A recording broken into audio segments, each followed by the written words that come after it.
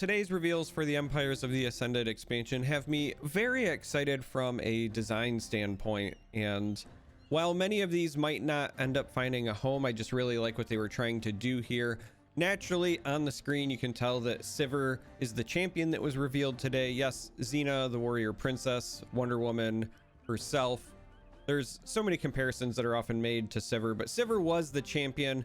We're going to start with her, and I'll talk about the design stuff that I like as we move forward. But Sivir is a champion from Shurima. She's a 4-cost 5/3, but is carrying 2 keywords, has quick attack and spell shield. So while Ashe is a 4-cost 5/3 who gives you a very interesting effect, Sivir is just more about raw ability, because again, there's no other text there. It's just literally you get a 4-cost 5/3 quick attack spell shield champion. Now, she levels up when you've dealt 35 or more damage, and I want to pause here for a moment because your first reaction very well could be the same as mine, which is that's a lot of damage. You might say to yourself, holy cow, 35, I am basically killing my opponent twice by that point. But it is important to note that this is not 35 or more damage to the Nexus. This is just you've dealt 35 or more damage. So this means every time that your unit gets chump blocked, all those unsatisfying times where you have, you know, a 5/5 unit and a 1/1 steps in its way and ruins your fun, rains on your parade, that counts as 5 damage towards Sivir. So there are a number of ways to really ramp up getting Sivir online, and I like this because the simplicity of Sivir's design also gives her flexibility, because I immediately think of stuff like a Swain deck. Swain was king of the play units that hurt themselves, and you play these cards that deal damage to your own unit and then direct damage to something else because that ramps up his ability to level up, and Sivir is going to benefit from all of that. So there's just a lot of potential there, and Sivir also could fit into, for example, the 5 attack power or more archetype. So if you are somebody who ran like, you know, Ashe Noxus in the past and the Trifarians and Reckoning, she fits that bill as well because of her 5 attack power. So I think that her simplicity allows for her to also be flexible, and we'll talk about some other neat things going forward. But let's continue on here. When she levels up, she gets the standard +1/+1 bump. So she becomes a 4-cost 6/4, still has quick attack, still has spell shield, and now says when I'm attacking allies have my keywords. Now that is very, very cool for a couple of reasons. One, giving her extra keywords is going to be very satisfying, but specifically, even with her own keywords, this is how you kind of create that feeling that you get when you play Sivir in League of Legends, where, you know, she gets the whole squad on page. If you've ever played League of Legends, Sivir is kind of known for being a bit of an initiator, even though she's not a true initiator herself. But when you use her ultimate ability in that game, it gives everybody this big movement speed increase, and then you move, you know, like a swarm, if you will. And so this kind of gives you that same feeling of she's leading the charge and giving your entire squad all of the keywords. But this also includes spell shield, and that's the most important piece here. That's really what I want to emphasize. The fact that she natively has spell shield and that she gives attacking allies those keywords means that if you level her up and then she dies, but you play the second one, or if somehow you give her spell shield again if she's already lost it, whatever the case may be, giving your entire attacking team spell shield is a very big deal. It protects you from a number of combat tricks that would have been annoying in the past. And as many players know, even just dealing with a single unit that has spell shield can feel like a chore, because you've got to have something to pop the spell shield and then have another effect to stop the unit that you need to stop. And so you're committing a number of resources. Usually you're committing a fair amount of mana in that regard. And so if you take that, you extrapolate it, and you say, okay, now it's my whole team that they have to worry about. That is a big deal. So while there might not be a lot going on with Sivir in terms of her text, I think that her usability is certainly there. And I think that because her level up, again, it seems daunting, but I don't think it is nearly as daunting as it sounds. And because her level up fits in so many archetypes, because every archetype wants to deal damage, I think that we could see her popping up in a number of different decks. Now, her champion spell is Sivir's Ricochet, so that means Ricochet is just also going to be a normal card that exists. This is a 6-cost slow spell. It says Reputation, I cost 3. Reputation is a new keyword, and we're going to cover that on the next screen. But basically, you meet a certain requirement and then you get a benefit. So in this case, if you meet the reputation requirement, this goes from costing 6 to costing 3. Now it says deal 1 to a random enemy or the enemy nexus 5 times. This is again one of those cards that I think at first glance I was like, okay, you know, you deal 1 5 times, that's kind of neat. I started having a mild panic attack because, you know, Ranger's Resolve sometimes still makes it into decks, and now even with the Nexus side of this, Lissandra is going to be a thing. So I was like, oh man, dealing 1 5 times is like nice, but maybe not as nice as I want it to be. I'm very curious to see how this appears on the stack when this resolves. What I mean by that is I want to know if this goes as far as like Riptide Rex, where when you play the spell, it then gives you 5 individual like little target indicators, or if it just resolves all as once. That will make a difference in terms of both, you know, whether or not you can deny the entire thing or just part of it, but it also makes a difference because of cards like kegs. So if it's a singular instance, this card is actually pretty cool with kegs. That's actually why I'm playing the Bilgewater music in the background for this video, because I really feel like if this is a single instance and the keg buffs the entire thing, and that's the way that I expect it to function, I'm gonna have a lot of fun revisiting keg control and playing Ricochet, because, you know, 1 keg in this thing becomes pretty devastating. But I think the sweet spot is certainly 2 kegs or more, and this thing starts to run wild. Now, I say 1 keg is devastating because that puts it like on par with Avalanche, but not quite the same, because it's going to only hit enemies, and it also potentially hits the Nexus, and you can also in some cases deal more than just the 2 damage, because again, it's at random, so you could hit, you know, units with more than 2 health. So if you're thinking about like the cost differential and the setup required to compare this to something like Avalanche, I hear you.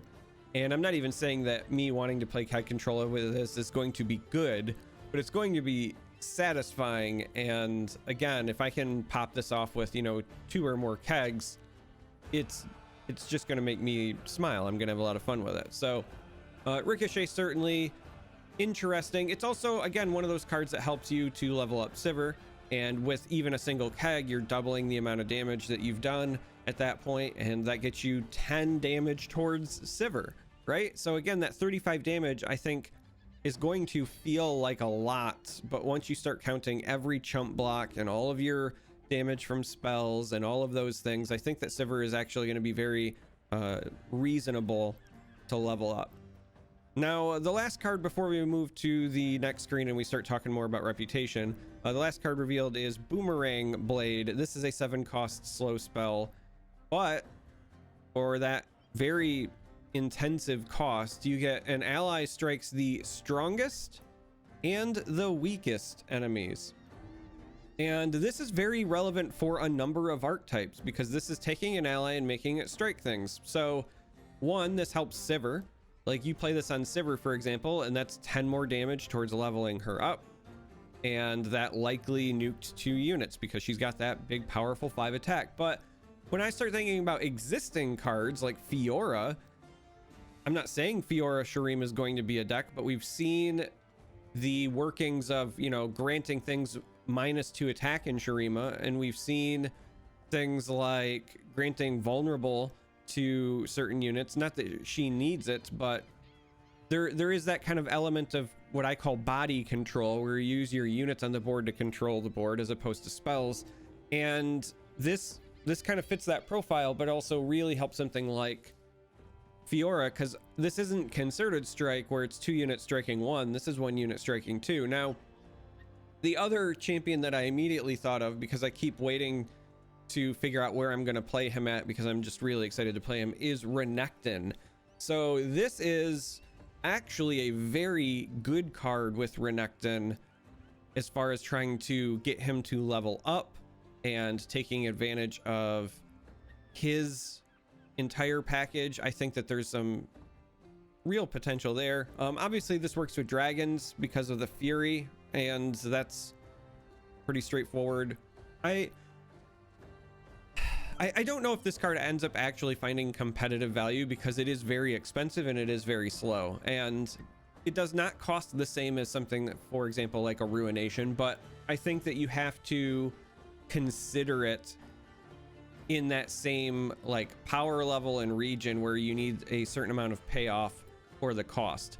Perhaps a better example would be something like Dragon's Rage. We know from Lee Syndex that Dragon's Rage is an incredibly powerful effect, but it works on Lee Sin as a champion because you're getting them for free for doing things your deck naturally wants to do. But when it comes to main deck Dragon's Rage, you don't see it very often because it's a 7 cost slow spell, and folks can stop it and you know, interact with it, and very often that kind of result just doesn't happen, right? Like it's going to get frostbitten or they have some sort of answer. And so I think maybe Dragon's Rage is a better comparison here. Boomerang Blade is just one of those cards that, like, it's going to be threatening, but it'll be very rare you get the payoff that you hope for out of it, because folks will either interact with the unit that you want to do the striking, or they'll find something else to do. So I like the card. I like that it exists. I think that it's an important piece in certain archetypes from a design standpoint, but as powerful as it potentially is, I think that the actual payoff will not occur as often as we would like. But we're going to move on to the next screen so that I can talk about Reputation, because we've seen Ricochet, and obviously it's on this screen as well. This is the graphic Riot released about Reputation. So the new keyword says that Reputation activates if allies have struck for 5 or more damage at least 4 times this game. So this very much is a keyword that falls immediately into place with that Noxus 5 or more power archetype that I was mentioning earlier. So we're talking about you know, Assessor and the Trifarian stuff, and again Reckoning. And the reason that it falls there is because this isn't you've dealt 5 or more damage at least 4 times. It's specifically allies have struck.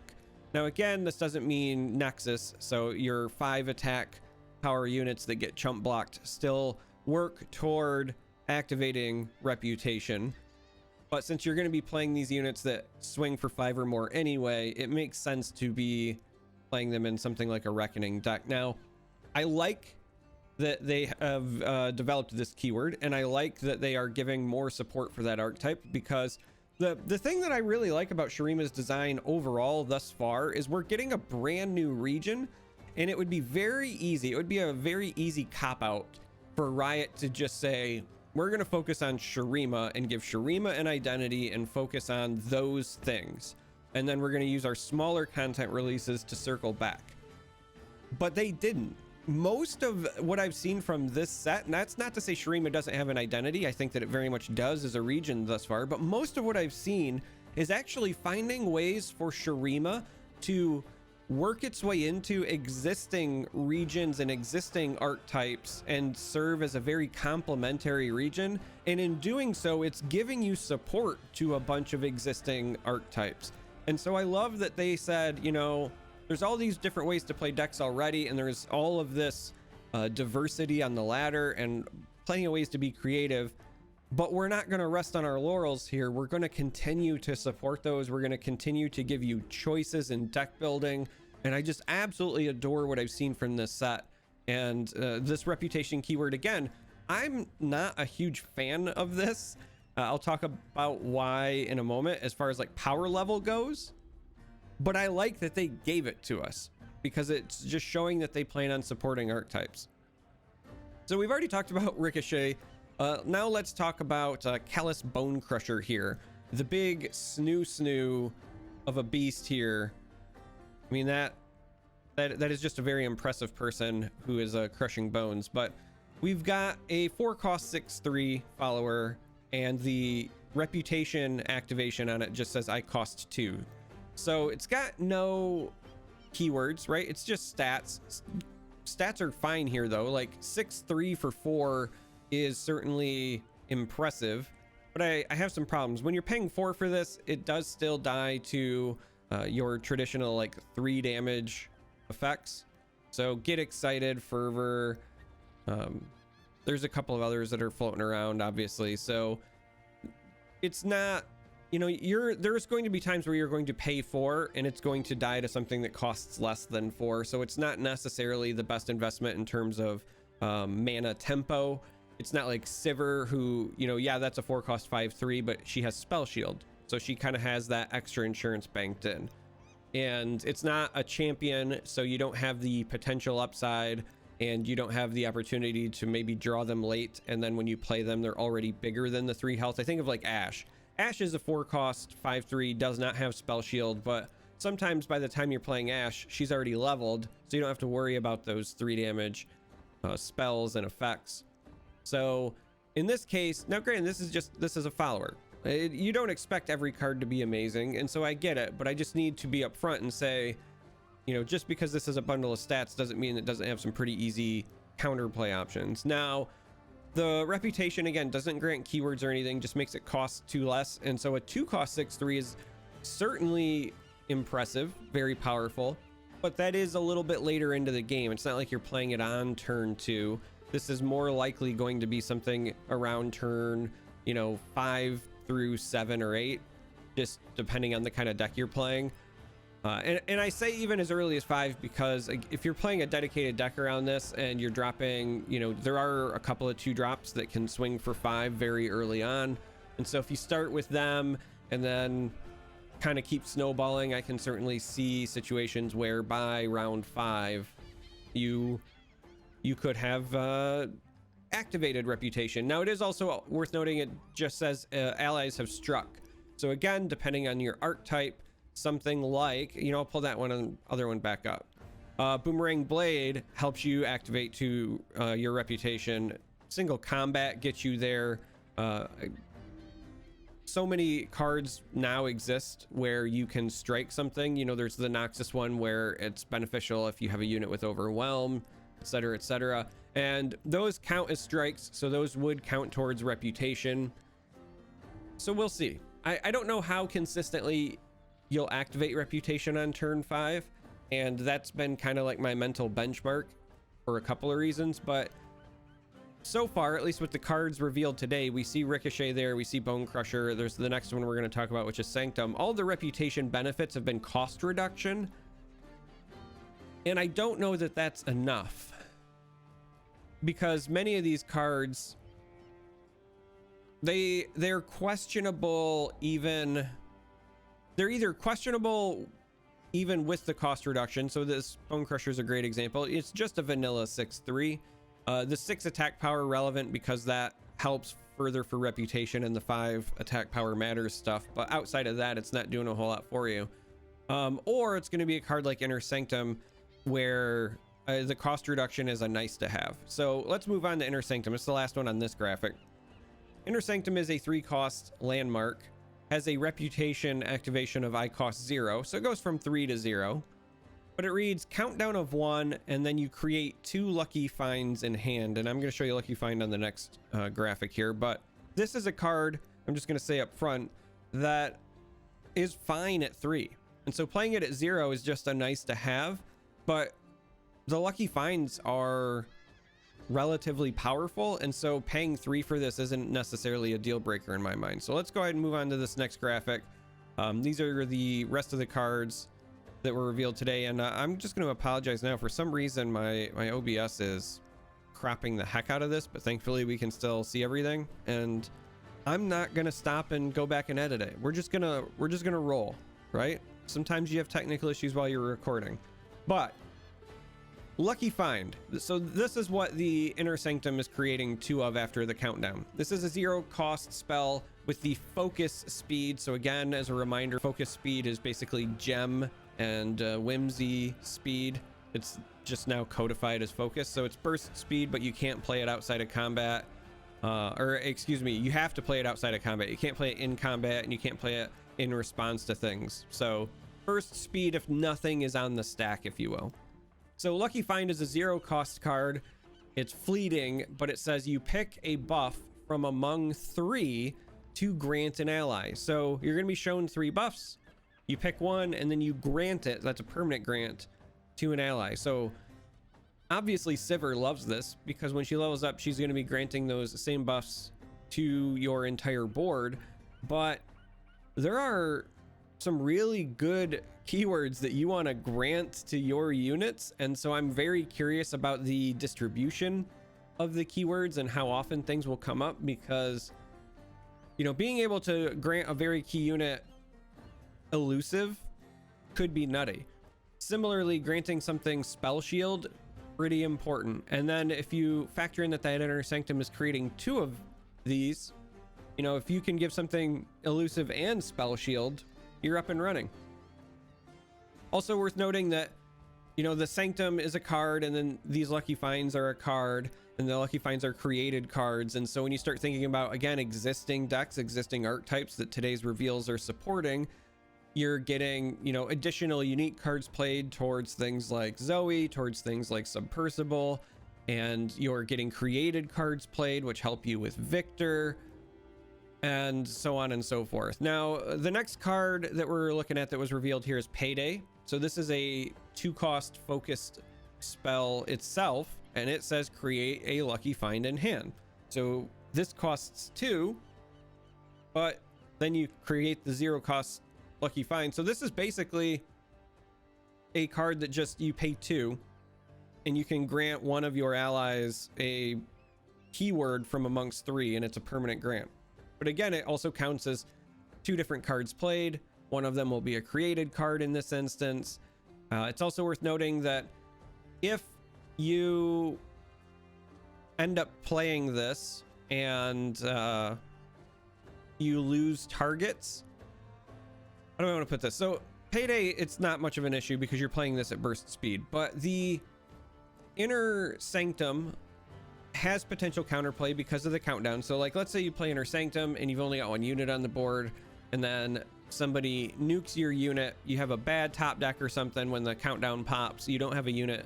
There's still cards in your hand hanging out. I mean, they're fleeting, but you can rummage. Like, there's other ways that you can utilize these cards as well. So it's not all bad. But nonetheless, just granting stuff keywords is a pretty big deal. I also want to point out, so again, talking about other stuff that's been revealed, Renekton doesn't have Challenger natively, but these Lucky Finds are potentially the Shurima way. So we've seen ways that Shurima grants opposing units vulnerable. These Lucky Finds might be the Shurima way that you are intended to grant somebody like Renekton Challenger, so that he just always has the keyword and can continue hunting things down. So just overall, love the way Shurima is very supportive of so many existing archetypes in the game. Speaking of existing archetypes, we'll cover Ruin Runner because it's bothering me being clipped over here on the right hand side. Ruin Runner is a 5 cost 6/4 that has Overwhelm and Spell Shield, and that's it. But that's all it needs. That card's really good for a common, just regular follower.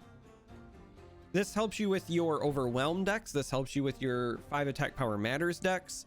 Natively has 4 health, so the 3 damage stuff not going to be touching it a ton. On top of that, has the Spell Shield, so it dodges potential first round of removal. Did I mention Overwhelm? Like a 6 attack power unit for 5 that has Overwhelm and a good chunk of survivability. I am a fan. This card seems a bit spooky to me. All right, last couple of cards to cover.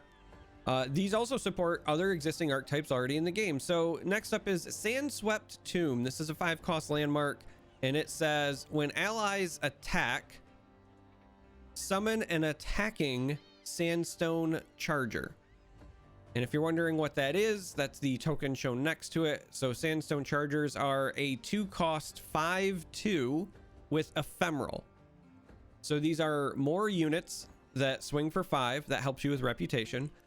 These are units that help you to level up Sivir in some pretty large chunks, but they're also ephemeral units. So sandstone chargers are going to help you with things that deal with ephemeral. They're going to help you with Hecarim, and there's already been a couple of cards that we have seen that care about ephemeral released in this set as well. So I think this is an interesting card. I don't know if it's going to be good enough to see play, but it feels pretty strong because it just means every time you attack, you get a free 5 attack power attacker. It's a relatively answerable one because it doesn't have its own keywords. It's going to require somebody like Sivir to help, but I mean, it's still 5 damage potentially. It's mystic shotable, but if they're wasting a mystic shot on something that you're getting recurring value from, like this is just a one-time unit, it's really the tomb they have to deal with. Then that's probably a resource win for you. I don't know. I go back and forth on this. This is like the landmark version of Shark Chariot, which interestingly enough, if you are running this in a deck that also runs Shark Chariot, then all you need is a regular unit to attack. And then I think it's going to be interesting because I don't know how it would work order of operations, but I would assume that the tomb would summon the other attacker, which would then chain into a chariot. That will take some testing. I could see them both trying to resolve simultaneously, and so maybe Charger does not trigger Shark Chariot. But it's obviously a very similar comparison nonetheless, and we'll have to wait and see how it goes. Now, there's also Walking Sands that was revealed today. This is a 2-cost slow spell that just reads summon a sandstone charger. So that absolutely will summon Shark Chariots because you are summoning it before the attack step, and it obviously helps with your ephemeral lists. It's not quite Spectral Riders because that is, you know, 2 separate attackers, and that helps with your leveling of Hecarim a little bit faster, right? It's so interesting to see how the game values ephemeral units with these 2-cost summon spells, because we've got something like Haunted Relic, which is 3/1/1s, and you've got Spectral Riders there at 2/2/2s, and now we have Walking Sands at a singular 5/2. And while the stats don't all the way line up across the board, they all do different things as well, because obviously this Sandstone Charger, again, it helps you with the reputation triggers, whereas something like Haunted Relic is giving you 3 separate deaths, which is far more significant for somebody like Lucian or Callista. And so it's just, I don't know, it's kind of interesting how stats are not necessarily always 1-to-1 just based on their application. But that's it for the reveals. That was all of it. Today's reveals, as I said, not necessarily anything that I see as like absolutely amazing, with the exception of maybe Ruin Runner. Like, that card seems strong enough to fit into at least a couple of different decks. 6/4 Overwhelm, Spell Shield for 5 is pretty good. So I think that's like the highlight powerhouse from today's reveals. But these lucky finds I think could be very, very powerful. So again, I think something like Inner Sanctum might find room in certain decks.